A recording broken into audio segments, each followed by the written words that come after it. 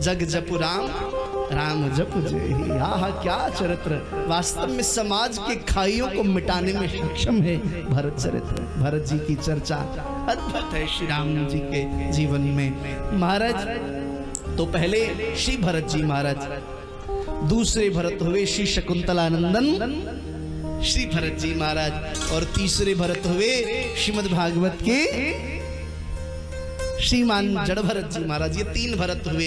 एक भरत हैं ज्ञान योगी, दूसरे हैं कर्म योगी और तीसरे हैं भक्ति योगी। इन तीनों भरतों के नाम पर हमारे देश का नाम पड़ा भारत। क्या नाम पड़ा? भारत। लेकिन भारत का अभिप्राय क्या? भा माने प्रकाश, भा माने ज्ञान, और रत माने बोलिए लीन रहना। रत माने बोले साहब ये तो अध्ययन रत है, ये तो अध्ययन रत है, ये तो साधना रत है, ये तो स्वाध्याय रत है। तो रत माने लीन रहना। भारत का अभिप्राय क्या? भा माने ज्ञान, भा माने प्रकाश, रत माने लीन रहना। जहां के लोग ज्ञान रत हैं, आभा रत हैं, प्रतिभा रत हैं, साधना रत हैं, स्वाध्याय रत हैं, सेवा रत हैं, उस देश का नाम है भारत। गर्व से कहिए हम भारतवासी हैं।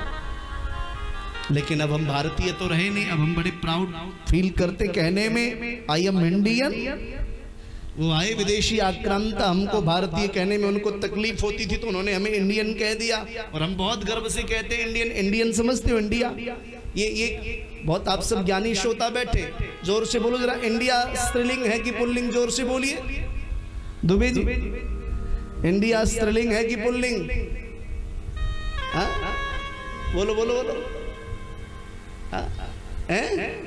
पुल्लिंग है? अच्छा इंडिया, बहुत चलो प्रयास तो किया। इंडिया न स्त्रीलिंग है न पुल्लिंग है, इंडिया नपुंसक लिंग है। इन विधर्मियों ने नहीं प्रयास अच्छा किया, बहुत बढ़िया। बच्चे के लिए एक बार ताली बजाइए। हमारे बच्चों में तर्क शक्ति होनी चाहिए, तर्क शक्ति होगा तभी हम धर्मावलंबी हो सके। बच्चों को रोकिए नहीं कि गुरुजी से कुछ पूछ मत लेना, उनको पूछना सिखाइए। तिलक क्यों लगाते हो, ये हाथ में क्यों बांधते हो, मौली कलश क्यों बिठाते हैं, इनको जानकारी होगी। जब ये जानेंगे, आज के बच्चे विज्ञान को पढ़ते हैं, जब ये जानेंगे तब मानेंगे। प्रणाम क्यों करते हैं, इनका वैज्ञानिक तथ्य इनको बताइए, तब ये प्रणाम करेंगे। ऐसे आपके आदेश दे देने से प्रणाम नहीं करेंगे। इनको इसका वैज्ञानिक भाषा ये सिखा क्यों है, ये बता। तो भगवान ने ये भरत जी के नाम पर देश का नाम पड़ा भारत। विधर्मियों ने हमें इंडियन कह दिया और हम बहुत गर्व से कहते हैं हम इंडियन हैं। उन्होंने हमें नपुंसक कह दिया और हम नपुंसक कहलाने में गर्व करते हैं, हम भारतीय हैं। महाराज धीरे धीरे जड़ भरत बड़े हुए, पिता की मृत्यु हो गई। श्री भरत जी महाराज के साथ बड़े भाई अच्छा व्यवहार नहीं करते, भाभी भी अच्छा व्यवहार नहीं करती। जब आटा छानते तो क्या शेष बच जाता है जी? जोर से बोलिए। चोकर उसमें आटा वाटा मिला करके और फिर टिक्कड़ बनाते हैं और ऐसे फेंकते जैसे कुत्तों को देते हैं। परिवार तभी टूटता है जब प्रेम का अभाव होता है। महाराज प्रेम सदैव जीवन में बना रहे। सामने वाला क्या कहता है नहीं फर्क पड़ना चाहिए, आप प्रेम दीजिए, हम प्रेम देंगे। महान वह है जो जिसके अंदर जोड़ने की कला है, जो जोड़ना जानता है वह महान है। बुद्ध महान हो गए क्योंकि उन्होंने जोड़ने की कला दी। अंगुलीमाल नाम का डाकू आया, महाराज उसने प्रतिज्ञा की थी 108 उंगलियों की माला। यही है ना घटना, में छोटा था तो पढ़ा था किसी कक्षा में, ये घटना है कुछ। 108 उंगलियों को माला बना करके पहनने का उसने लक्ष्य रखा था। लोगों की उंगलियों को काटता। लोगों ने बुद्ध को कहा महाराज इस रास्ते से नहीं जाइए, उंगली मालाम का डाकू रहता है, उंगलियों को काट करके माला बना लेता है। ध्यान से सुनिएगा। महात्मा बुद्ध स्थित एकदम अपने स्वरूप में स्थित थे, जा रहे थे, उंगली माल मिला। बोले महात्मा ठहर जाओ, बुद्ध ने कहा क्या चाहते हो? बोले तुम्हारी उंगली चाहिए। बोले उंगली दे दूंगा, एक काम करो। बोले क्या? महात्मा के ऊपर ध्यान से सुनना। आम का वृक्ष था, एक डल्ली तोड़ दी। बोले इस डल्ली को जोड़ के दिखा दो, हमारी सारी उंगलियां ले लो। बहुत कोशिश की उस डाकू ने, उस आम की डल्ली को वो जोड़ न सके, चरणों में गिर गए। बोले जब तुम जोड़ नहीं सकते हो तो तोड़ने का अधिकार तुमको किसने दिया? महान वही बनता है जो समाज को जोड़ने का कार्य करता है, परिवार को, राष्ट्र को जोड़ने का कार्य करता है। भगवान शुकाचार्य वर्णन करते हैं परीक्षित से अच्छा व्यवहार नहीं करते। भरत जो है बहुत व्यथित रहते। एक दिन बहुत तरह तरह की घटनाएं हैं। माँ भाभी ने कहा कि घर में जल ले आओ, भर दो। जल नहीं है, पूरे घर को ही जल से भर दिया। भाभी गई, धड़ाम से गिर पड़ी।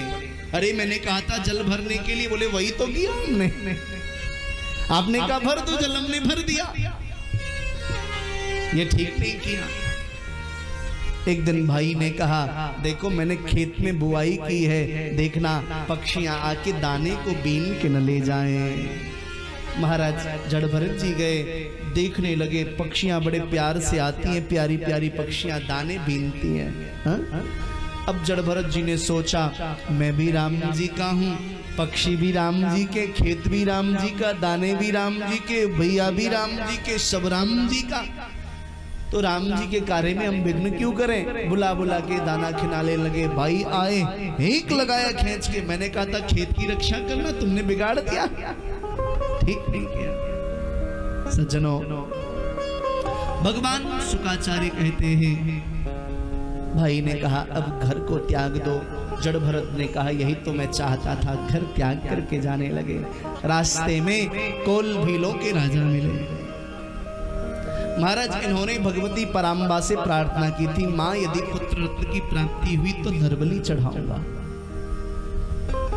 मां ने कृपा किया, पुत्र रत्न की प्राप्ति हो गई।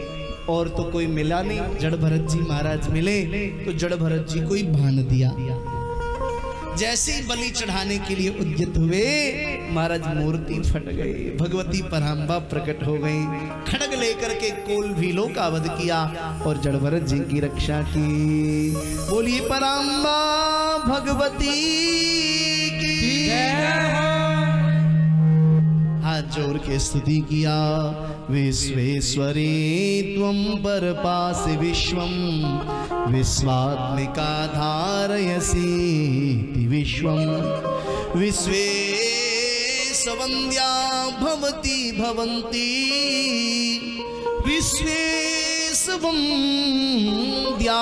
भवती भवन्ति, विश्वाश्रयाये त्वयि भक्ति नम्रा। प्रणाम किया है माँ को और बड़े भाव से प्रणाम करके चल पड़े।